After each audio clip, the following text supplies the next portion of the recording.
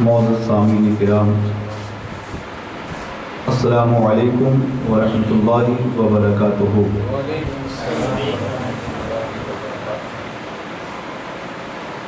الحمد للہ نحمده ونستعینه ونستغفره ونؤمن به ونتوکل علیہ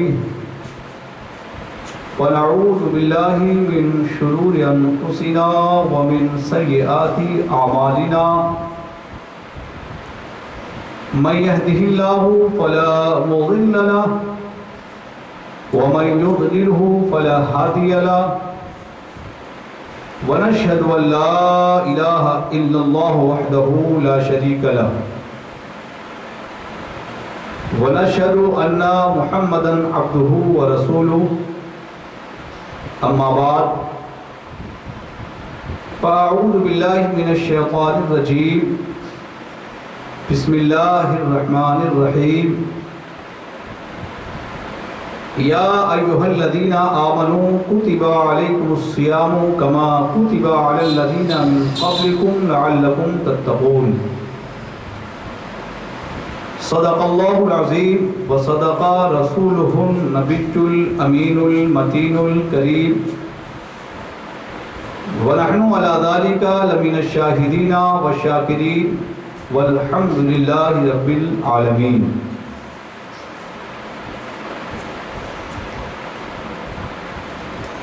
آئیے ہم سب مل کر حصول سعادت کے لیے اپنے پیارے نبی حضور رحمت للعالمین شفیع المذنبین سرکار دو عالم نور مجسم شاہ بنی آدم جناب احمد مجتبی محمد مصطفیٰ صلی اللہ تعالیٰ علیہ وآلہ وسلم کی بارگاہ اقدس میں ہدیہ درود پیش کریں۔ اللہم صلی علی سیدنا شفیعنا حبیبنا نبینا مولانا محمد مبارک وسلم، صلو علیہ صلاۃ و سلام علیک یا حبیب اللہ یا رسول اللہ صلی اللہ تعالیٰ علیہ وآلہ وسلم۔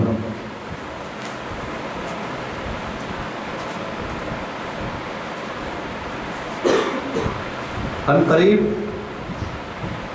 رمضان المبارک کی آمد ہے، اور اس بابرکت مہینے میں ہم مسلمان اللہ کی عبادت کثرت سے کرتے ہیں، دن میں روزہ رکھتے، 5 وقتہ باجماعت نماز کی ادائیگی کرتے، تراویح میں شرکت کرتے۔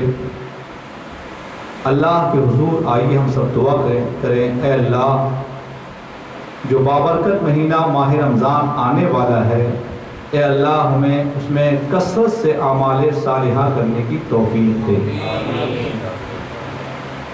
رمضان کی آمد ہے، اس لیے میں نے آج کی اس نشست کے لیے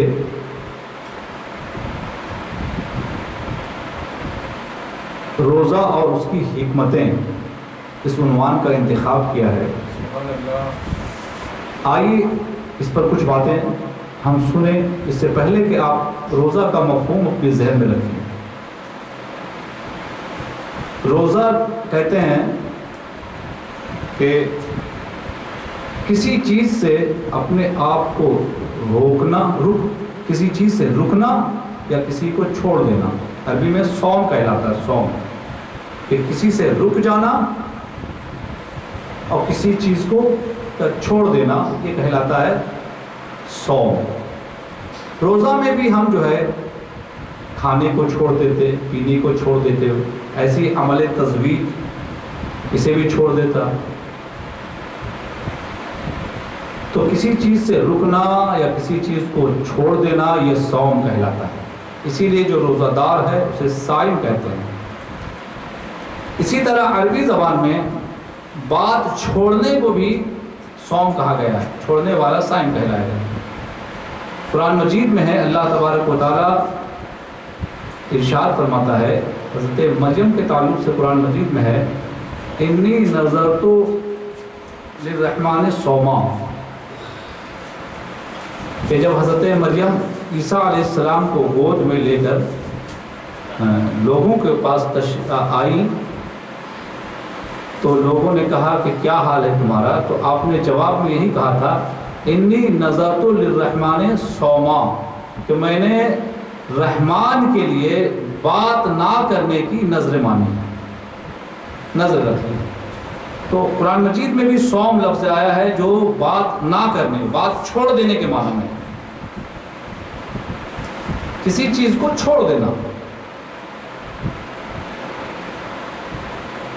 انسان دنیا میں زندگی گزارتا ہے، اس کے دو بڑے دشمن ہیں، ایک کے تعلق سے اللہ تبارک و تعالیٰ کا قرآن شاہد ہے ان النفس لامارۃ بالسوء، انسان کا جو نفس ہے، نفس وہ برائیوں پہ سب سے زیادہ آمادہ کرنے والا ہے، ان النفس لامارۃ بالسوء۔ اور دوسرا انسان کا جو بڑا دشمن ہے جس کے بارے میں اللہ کا قرآن کھلم کھلا اعلان کر رہا ہے ان الشیطان للانسان عدو مبین، کہ شیطان تمہارا کھلم کھلا دشمن ہے۔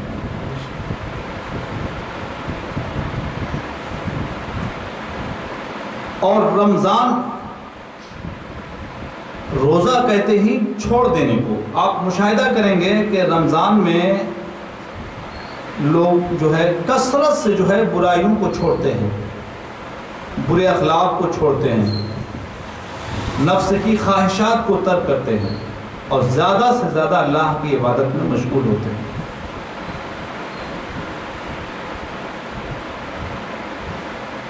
کیونکہ صوم کا مادہ ہی ہے چھوڑنا۔ ایک تو صوم جس کو شریعت نے کہا کہ صبح صادق سے لے کر غروب آفتاب تک اہل عبادت جو ہیں وہ عبادت کی نیت سے صبح صادق تک کھانا پینا اور عمل تجویز کو چھوڑ دینے کا نام جو ہے، اس سے رک جانے کا نام شریعت میں جو ہے روزہ یا صوم کہلاتا ہے۔ روزہ بہت طرح کا ہوتا ہے، فرض بھی ہوتا ہے، واجب بھی ہوتا ہے، سنت بھی ہوتا ہے، مستحب بھی ہوتا ہے، نفل بھی ہوتا ہے، اور مکروہ میں مکروہ تنزیہی بھی ہوتا ہے، مکروہ تحریمی بھی ہوتا ہے۔ کون سے روزے فرض ہیں؟ رمضان کے 30 روزے فرض۔ اگر کسی نے رمضان کا روزہ کسی عذر سے چھوڑ دیا تو اس کی قضا اس پر فرض ہے۔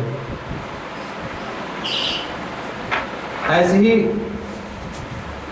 کفارہ زہار میں جو روزے رکھے جاتے ہیں، کفارہ قتل میں جو روزے رکھے جاتے ہیں، کفارہ قسم میں جو روزے رکھے جاتے ہیں، ایسے ہی کوئی حج کرنے گیا اور حج کے درمیان جو شکار کرنے کی وجہ سے جو بدلے میں روزہ رکھا جاتا ہے، ایسی حالت احرام میں کوئی ایسی خرابی ہو گئی جس کی فدیے میں جو ہے روزہ رکھنا ہے، تو یہ تمام کے تمام روزے جو ہیں فرض ہیں، کیونکہ یہ تمام نص قطعی سے ثابت ہے۔ قرآن مجید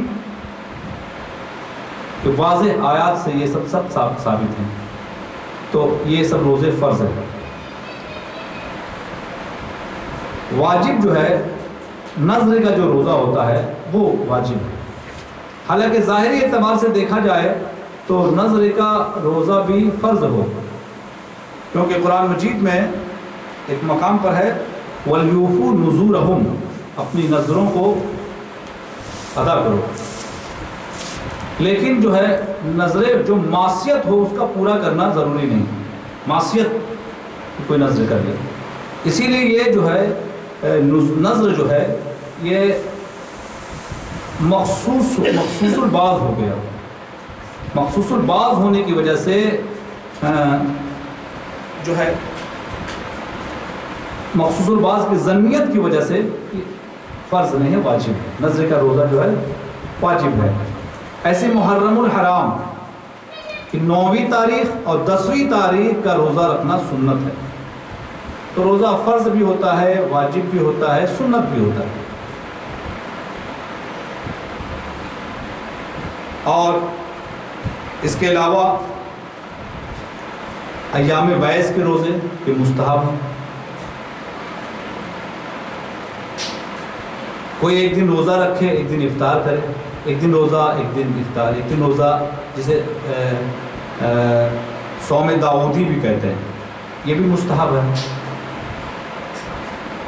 اور وہ روزہ جس دن روزہ رکھنا منع نہیں ہے اس دن کوئی روزہ رکھتا ہے تو وہ نفل روزہ کہلائے گا۔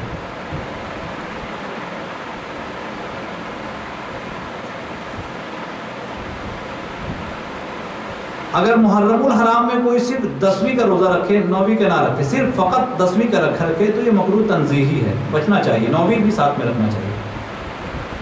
اور ایام تشریق اور عید اور بقرعید، عیدین کا روزہ رکھنا مکروہ تحریمی کہ اس میں انسان روزہ نہ رکھے۔ تو روزے فرض بھی ہوتے، واجب بھی ہوتے، سنت، مستحب، نفل، مکروہ تنزیہی، مکروہ تحریمی، ہر طرح کے روزے ہوتے ہیں۔ اللہ تبارک و تعالیٰ نے ہم تمام مسلمانوں پہ رمضان المبارک کے پورے مہینے کا روزہ فرض کیا۔ یہ روزے فرض کب ہوئے؟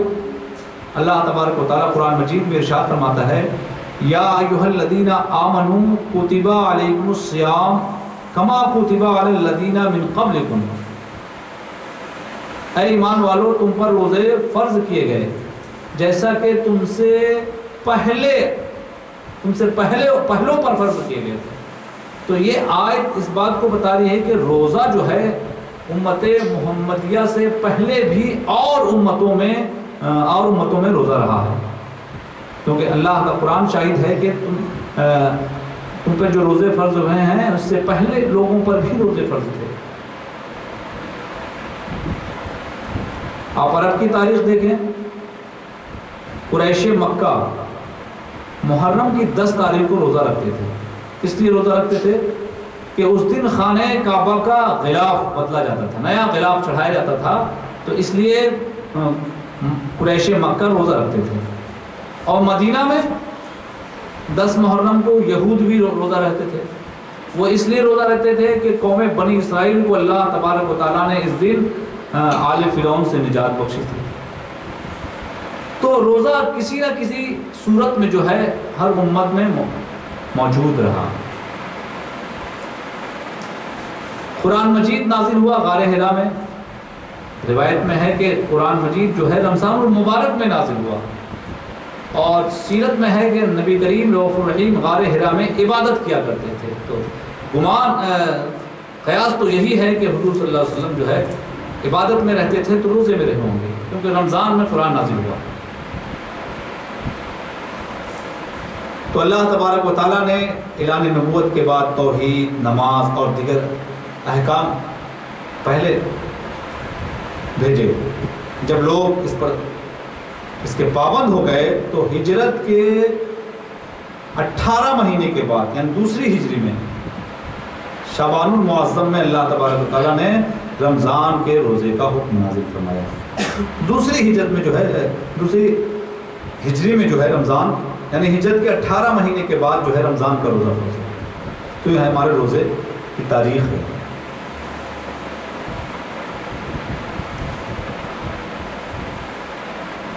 رمضان کے روزے کی ایک بڑی حکمت تو یہ ہے کہ آپ دیکھیں انسان میں کس طرح تبدیلی آتی ہے۔ انسان بری عادت کو چھوڑتا، برے اخلاق سے منہ موڑتا، خواہشات کی تکمیل سے بچتا، نفس امارہ جن کاموں پر ابھارتا ہے ان سب کو جو ہے چھوڑ دیتا، اور کثرت سے اعمال صالحہ کی طرف انسان بڑھتا ہے۔ حتی المقدور انسان جو ہے نیکی کرنے کی کوشش کرتا ہے، کوئی قرآن کی تلاوت میں مشغول ہے، کوئی تسبیح پڑھ رہا ہے، کوئی کلمہ شریف کا ورد کر رہا ہے، کوئی نوافل میں مشغول ہے، 5 وقتہ باجماعت کی رعایت انسان کرتا ہے، راتوں کو نوافل میں تراویح میں گزارتا ہے۔ تو آپ ایک طرح دیکھیں کہ انسان جو ہے، انسان پر جو ناسوتی انسان کے ناسوتی بدن پر جو ہے جو کیفیت طاری ہوتی ہے وہ بدل کے ایک لاہوتی کیفیت انسان پر طاری ہو جاتی ہے۔ گویا انسان پر جو ہے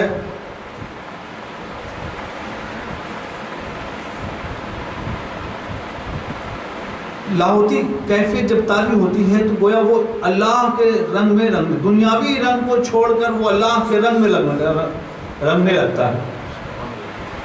جب اس پر لاہوتی رنگ چھلکنے لگتا ہے تو ایک کیفیت پیدا ہوتی ہے. تو رمضان کا روزہ جو ہم پر اللہ نے فرض کیا گیا تو ایک روزہ جو ہے ایک بندے کو جو ہے مولا کے رنگ میں رنگ دیتا ہے.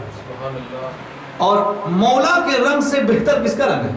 قرآن مجید میں ہے سورہ بقرہ میں صبغۃ اللہ ومن احسن من اللہ صبغہ، اللہ کے رنگ میں رنگ جاؤ. کہ اللہ سے بہتر کس کا رنگ ہے؟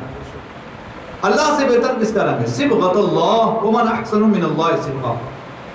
تو رمضان کا جب روزہ آتا ہے آپ اس کی سب سے بڑی خوبی یا حکمت کہہ لیں کہ یہ ہے کہ انسان جو ہے روزہ جو ہے بندے کو مولا کے رنگ میں رنگ دیتا ہے.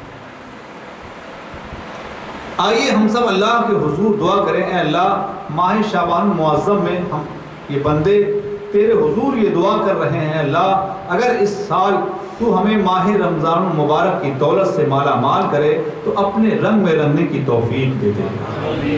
صبغۃ اللہ، اللہ کے رنگ میں رنگ جاؤ. ومن احسن من اللہ صبغہ، اور اللہ سے بہتر کس کا رنگ ہے؟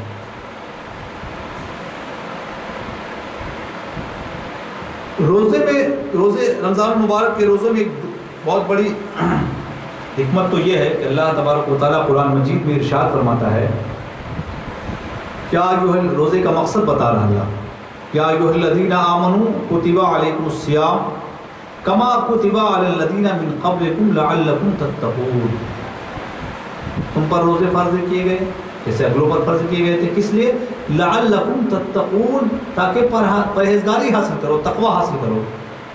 روزے کا مقصد اللہ تبارک و تعالیٰ نے حصول تقوی بتایا. تقوی کس کو کہتے ہیں؟ تقوی ایسی کیفیت کا نام ہے جو انسان کو برائیوں سے بچنے پر آمادہ کرتی ہے. ایسی کیفیت، اور انسان کے دل میں اللہ کا خوف پیدا کرتی ہے. جب انسان اللہ سے ڈرنے لگے، برائیوں سے بچنے لگے، کیونکہ تقوی کا تعلق جو ہے حضرت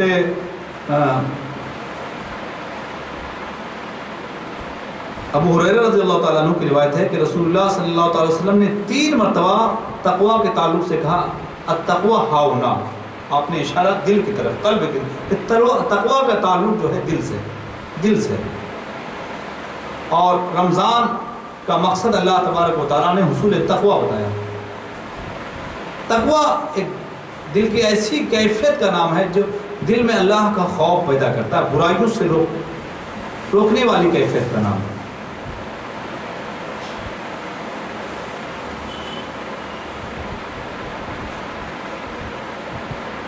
انسان کو جو ہے نفسانی خواہشات سے جو ہے تقوی روک کر انسان کو انسانیت آشنا کرانے والی شے. انسان کے اندر جو جتنی بھی خواہشات ہیں یہ سب جو ہے حیوانی قوت کے مدد سے پروان چڑھتی ہے. انسان کے اندر جو حیوانی قوت ہے وہ محرک بنتی ہے نفسانی خواہشات کو ابھارنے کی. اور نفسانی خواہشات کے لیے جو محرک قوت حیوانیہ ہے، حیوانی قوت ہے، اس کو کمزور کیسے کیا جاتا ہے؟ یہ روزے کے ذریعے. انسان جب نہیں کھائے گا نہیں پیے گا تو اس کی حیوانی قوت جو ہے وہ کمزور ہوگی. اسی لیے نبی کریم رؤوف الرحیم نے اس شخص کے لیے جو نکاح کرنے کی استطاعت نہیں رکھتا اور اپنی حیوانی قوت کو قابو میں بھی نہیں رکھ سکتا، تو نبی کریم صلی اللہ علیہ وسلم نے اس شخص کے لیے تعلیم فرمائی ہے کہ وہ حیوانی قوت کو قابو میں کرنے کے لیے روزے رکھے، کیونکہ روزہ انسان کی حیوانی قوت کو کمزور کر دیتا ہے. جب انسان کی حیوانی قوت کمزور ہوگی تو اس کی خواہشات جو ہے کم ہوں گے. جب خواہشات کم ہوں گے تو اللہ کا خوف پیدا ہوگا، اور جس انسان کے دل میں اللہ کا خوف پیدا ہو گیا وہ حصول تقوی کی راہ پر چل پڑا. جو روزے کا مقصد روزے کی ایک بہت بڑی حکمت ہے کہ یہ مہینہ جو ہے اس کے ذریعے اللہ کا خوف اپنے دل میں پیدا کیا جائے. آئیے رب کے حضور دعا کریں، اے اللہ ماہ رمضان المبارک رمضان آنے والا ہے، اس مہینے میں ہمیں اصول تقوی میں مشغول ہونے کی توفیق مرحمت فرمائے اور ہمیں اپنا خوف پیدا اپنے اندر اپنا خوف پیدا کر دے۔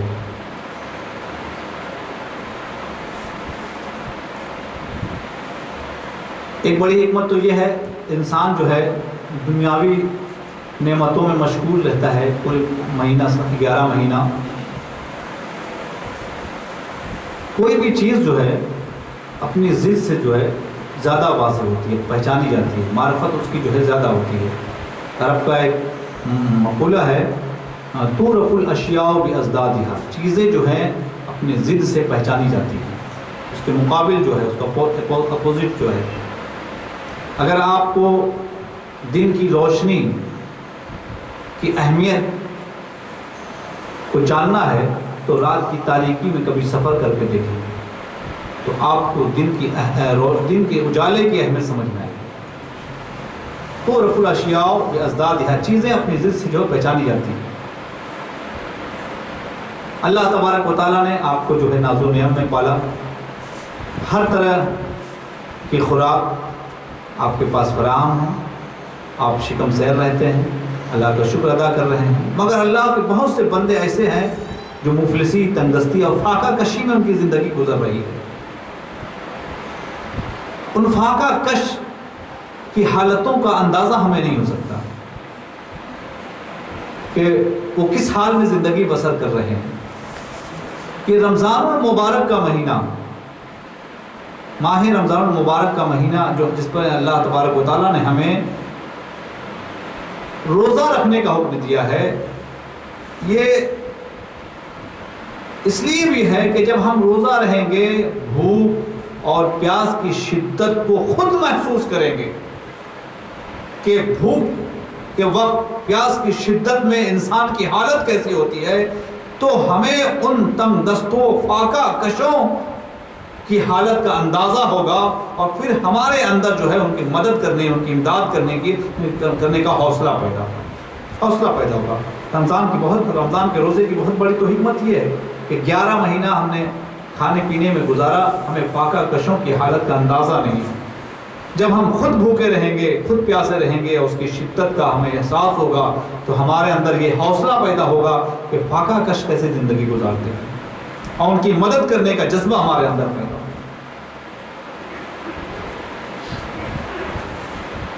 اللہ تبارک و تعالی ہم تمام مسلمانوں کو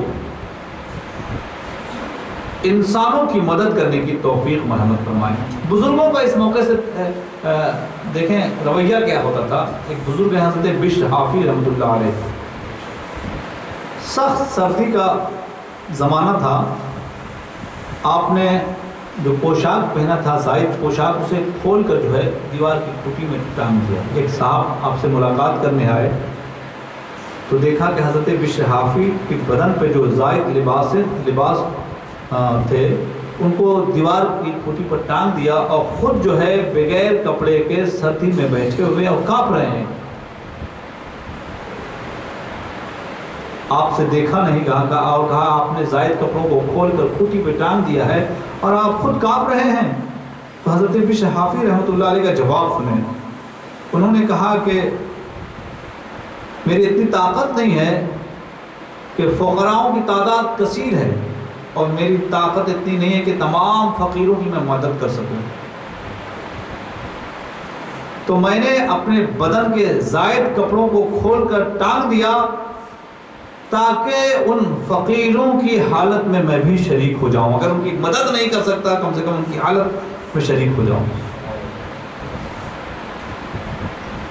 اللہ تعالی ہم تمام مسلمانوں کو بزرگوں کے نقش قدم پر چلنے کی توفیق مرحمت فرمائے کہ رمضان میں اگر ہمیں پیاس کی شدت کا احساس ہو، بھوک کا احساس ہو، تو ہم ضرور یہ خیال کریں کہ جو تنگ دست ہیں، مفلس ہیں، جن کے گھر میں چولہا نہیں جل رہا ہے، ان کی زندگی کیسے بسر ہوتی تھی۔ کہ رمضان کی بہت بڑی حکمت ہے کہ ہمارے احساس کو جگانے کے لیے رمضان آتا ہے، غریبوں کی مدد کرنے کا جذبہ پیدا کرنے کے لیے رمضان آتا ہے، اپنے اندر خدا کا خوف پیدا کرنے کے لیے رمضان آتا ہے، انسان کو انسان بننے کا سنہرا موقع لے کر رمضان آتا ہے۔ اللہ تعالی ہم تمام مسلمانوں کو رمضان المبارک کی قدر کرنے کی توفیق مرحمت فرمائے۔ آپ اسے یوں بھی سمجھ سکتے ہیں کہ غریبوں پر جو حالت طاری ہوتی ہے، اللہ تبارک و تعالیٰ صرف غریبوں نہیں، غریب امیر ہر ایک مسلمان پر رمضان کا روزہ فرض کرتے ہیں، تاکہ غریب پر جو سال بھر حالت تھی کم سے کم تمام لوگوں پر رمضان ایک مہینہ وہی حالت طاری ہو جائے۔ یا یوں اسے کہہ لیں آپ کہ غریب کی جو فاقہ کشی کی حالت ہے اللہ کو اتنا عزیز ہے، وہ حالت اللہ کو اس قدر عزیز ہے کہ وہ غریب کی وہ فاقہ کشی کی حالت جو ہے رمضان میں سب کے لیے طاری کر دیا کہ تمام لوگ اس حالت میں زندگی گزارے، رمضان کے روزے رکھتے۔ اللہ تعالی ہم تمام مسلمانوں کو رمضان المبارک کی حکمتیں اور اس کے اسرار و رموز سے واقفیت کے بعد اپنے اندر غریبوں کی مدد کرنے کا شوق پیدا کرنے کی توفیق مرحمت فرمائے۔ رمضان المبارک کے تعلق سے یہ بھی روایتیں ہیں، دو روایت پہلے سن لیں۔ حضرت ابو ہریرہ رضی اللہ تعالیٰ عنہ کی روایت ہے، عن ابی ہریرہ رضی اللہ عنہ ان رسول اللہ صلی اللہ علیہ وسلم قال اذا جاء رمضان فتحت ابواب الجنہ وغلقت ابواب النار وصفدت الشیاطین۔ حضرت ابو ہریرہ رضی اللہ تعالیٰ عنہ سے مروی ہے کہ آپ نے فرمایا کہ رسول اللہ صلی اللہ تعالیٰ علیہ وآلہ وسلم نے ارشاد فرمایا کہ جب رمضان کا مہینہ آتا ہے تو فتحت ابواب الجنہ، جنت کے دروازے کھول دیے جاتے ہیں، وغلقت ابواب النار، اور جہنم کے دروازے بند کر دیے جاتے ہیں، وصفدت الشیاطین، اور شیطانوں کو زنجیروں سے جکڑ دیا جاتا ہے۔ ایک روایت وہ بھی حضرت ابو ہریرہ رضی اللہ تعالیٰ عنہ کی ہے کہ قال رسول اللہ صلی اللہ علیہ وسلم فتحت ابواب الرحمہ وغلقت ابواب جہنم وسلسلت الشیاطین، کہ رمضان مبارک کے مہینے میں رحمت کے دروازے کھول دیے جاتے ہیں اور جہنم کے دروازے بند کر دیے جاتے ہیں، شیطانوں کو زنجیروں سے جکڑ دیا جاتا ہے۔ رمضان کا نہایت ہی ادب و احترام ہے، رمضان کے تعلق سے ہے کہ اس کا نام بھی ادب و احترام سے لے۔ اس میں ائمہ کا اختلاف ہے کہ رمضان کو مطلق کہا جائے یا اس کو مہینے کی طرف اضافت کر کے کہا جائے کہ رمضان کا مہینہ۔ بہرحال میں اس طرف نہیں جانا چاہتا، میں یہ بتانا چاہتا ہوں کہ ابھی میں نے جو حضرت ابو ہریرہ رضی اللہ تعالیٰ عنہ کی یہ روایت سنی آپ نے کہ رمضان کا مہینہ جب آتا ہے تو جنت کے دروازے کھول دیے جاتے ہیں، جہنم کے دروازے بند کر دیے جاتے ہیں۔ اس کا مفہوم کیا ہے؟ اور شیطانوں کو زنجیروں سے جکڑ دیا جاتا ہے۔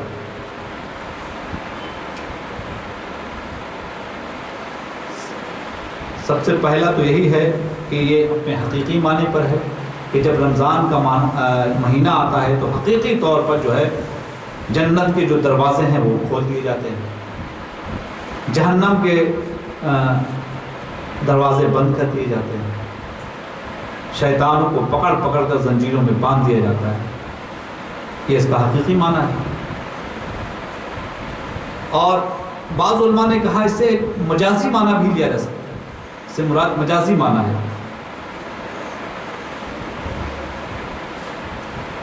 اس کا مجازی معنی یہ ہوگا کہ جب رمضان کا مہینہ آتا ہے تو اللہ تبارک و تعالی کثرت سے لوگوں کو جنت کا حکم صادر فرماتا ہے، کثرت سے لوگ جنتی ہونے کا حکم صادر فرماتا ہے۔ حدیث میں آیا کہ جنت کے دروازے کھول دیے جاتے ہیں، تو رمضان کا مہینہ وہ آتا ہے جس میں اللہ تبارک و تعالیٰ کثرت سے لوگوں کو جنت کا پروانہ سناتا ہے، جنت کا دروازہ کھلا ہوا ہے۔ یا یہ معنی ہے کہ انسان کثرت سے رمضان میں عبادت کرتا ہے، اعمال صالحہ کرتا ہے، نیکیاں انسان کی بڑھ جاتی ہیں، اور یہ تمام چیزیں جنت میں جانے کا سبب ہیں، جنت میں جانے کا سبب ہے۔ اور حدیث میں آیا ہے کہ جنت کے دروازے، جنت کا دروازہ کھلا ہوا، آؤ آؤ جس کو آنا ہے، اور جہنم کے دروازے بند کر دیے جاتے ہیں۔ اس کا ایک جواب تو یہی کہ حقیقتاً جہنم کے دروازے جو ہے رمضان میں بند کر دیے جاتے ہیں۔ علماء نے یہ بھی فرمایا ہے کہ اس کا مجازی معنی بھی ہو سکتا ہے۔ مجازی معنی یہ ہے کہ اللہ تبارک و تعالی جو ہے کثرت سے رمضان میں گناہ معاف کر دیتا ہے، کثرت سے گناہ معاف کر دیتا ہے۔ جب انسان کے گناہ معاف ہو گئے تو جہنم میں جائے گا کہاں؟ جہنم کا دروازہ گویا بند ہے، گویا جہنم کا دروازہ بند ہے۔ تو رمضان مبارک کا مہینہ وہ مہینہ ہے کہ انسان کو اللہ تبارک و تعالیٰ کثرت سے جنت میں جانے کا پروانہ عطا کرتا ہے، کثرت سے انسانوں کے گناہ کو معاف کر دیتا ہے۔ آئیے رب کے حضور دعا کریں، اے اللہ ماہ رمضان آنے سے پہلے پہلے ہمارے گناہوں کو معاف فرما، ماہ رمضان میں بھی ہمارے گناہوں کو معاف فرما دے اور ہمارے لیے جنت کا پروانہ عطا فرما۔ جہنم کے دروازے بند کر دیے جاتے ہیں، اس کا مفہوم ایک یہ بھی ہے، علماء نے فرمایا کہ انسان جو ہے کثرت سے گناہوں سے بچتا ہے، اور انسان کا گناہوں سے بچنا یہ جہنم میں نہ جانے کا سبب ہے، جہنم میں نہ جانے کا، گویا جہنم کے دروازے بند کر دیے گئے کیونکہ انسان کثرت سے گناہ سے بچ رہا ہے۔ اس ماہ رمضان میں اللہ تعالی ہم تمام مسلمانوں کو گناہوں سے بچنے کی توفیق عطا فرمائے۔ اور حدیث میں یہ بھی آیا ہے کہ شیطانوں کو جکڑ دیا جاتا ہے، لیکن بہت سے لوگ یہ بھی کہتے ہیں کہ جب شیاطین کو جکڑ دیا گیا ہے تو پھر رمضان میں انسان برائیاں کیوں کر رہا ہے؟ کہ شیطان جو انسانوں کو برائیوں کی طرف ابھارتا ہے، جب رمضان مبارک میں شیطان کو بند کر دیا گیا تو پھر رمضان میں انسان کیسے برائی کر رہا ہے؟ تو اس کا ایک جواب علماء کرام نے یہ فرمایا کہ ایک روایت میں آیا ہے کہ سرکش اور بڑے بڑے شیاطین کو پکڑ پکڑ کر جکڑ دیا جاتا ہے، چھوٹے شیاطین جو ہے انہیں نہیں باندھا جاتا۔ تو یہ چھوٹے چھوٹے شیاطین جو ہے انسانوں کو برائی پر آمادہ کرتے ہیں۔ ایک جواب یہ علماء نے بتایا۔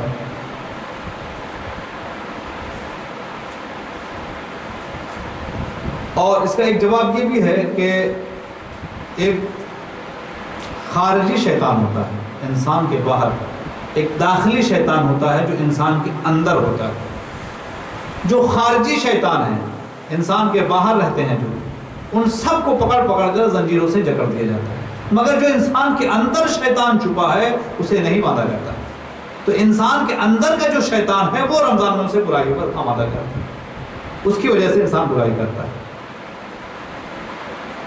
بہرحال رمضان مبارک کا وہ بابرکت مہینہ ہے جس میں اللہ تبارک و تعالیٰ کثرت سے گناہوں کو معاف کرتا ہے اور ہمیں اعمال صالحہ کی توفیق دیتا ہے، شیطانوں کو بند کر کے، جو ہمارا کھلا دشمن ہے۔ اللہ کا قرآن شاہد ہے، ان الشیطان للانسان عدو مبین۔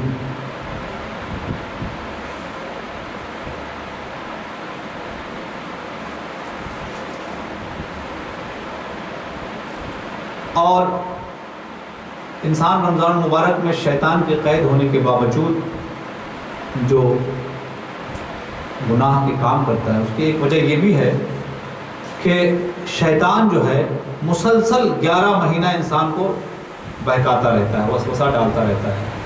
تو 11 مہینہ تک جو مسلسل اس نے وسوسہ ڈالا، بہکایا، اس کا اثر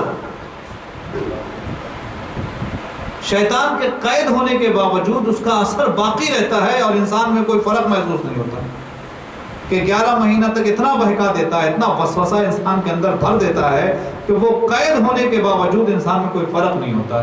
اس کی وجہ سے، اس کے 11 مہینے کے وسوسے کی وجہ سے انسان برائی کرتا ہے اور گناہ کی طرف اس کے قدم ڈگمگاتے ہیں۔ اللہ تعالی ہم تمام مسلمانوں کو ہمیشہ شیطان کے وسوسے سے بچا لے، ہمیشہ شیطان کے وسوسے سے بچائے۔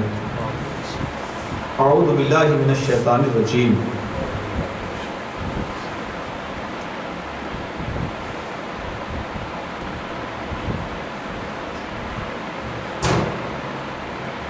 علماء کرام نے یہ بھی فرمایا ہے کہ شیطان جو ہے انسان کو برائی پر مجبور نہیں کرتا ہے، تم کرو ہی کرو، انسان کے اندر جو ہے برائی کا خیال ڈال دیتا ہے، برائی کا خیال ڈال دیتا ہے، مجبور نہیں کرتا کہ تم کرو۔ اور جب انسان برائی کا خیال اس کے ذہن میں شیطان ڈالتا ہے تو پھر انسان جو ہے اس خیال کی طرف بھاگ جاتا ہے، اس خیال کی طرف۔ تو 11 مہینہ جو شیطان نے ہمارے ذہن و دماغ میں، ہمارے قلوب میں جو وسوسے، جو خیال ڈال دیے ہیں، اس خیال کی وجہ سے انسان رمضان میں بھی بھاگ جاتا ہے۔ قرآن مجید میں بھی ہے کہ انسان جو ہے مجبور نہیں کرتا ہے۔ قرآن مجید میں ایک موقع پر ہے، اللہ تبارک و تعالیٰ کا ارشاد ہے وَقَالَ الشَّيْطَانُ وَلَمَّا قُضِيَ الْأَمْرُ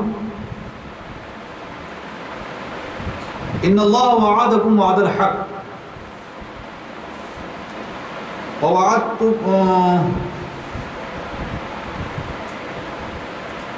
وَوَعَدْتُكُمْ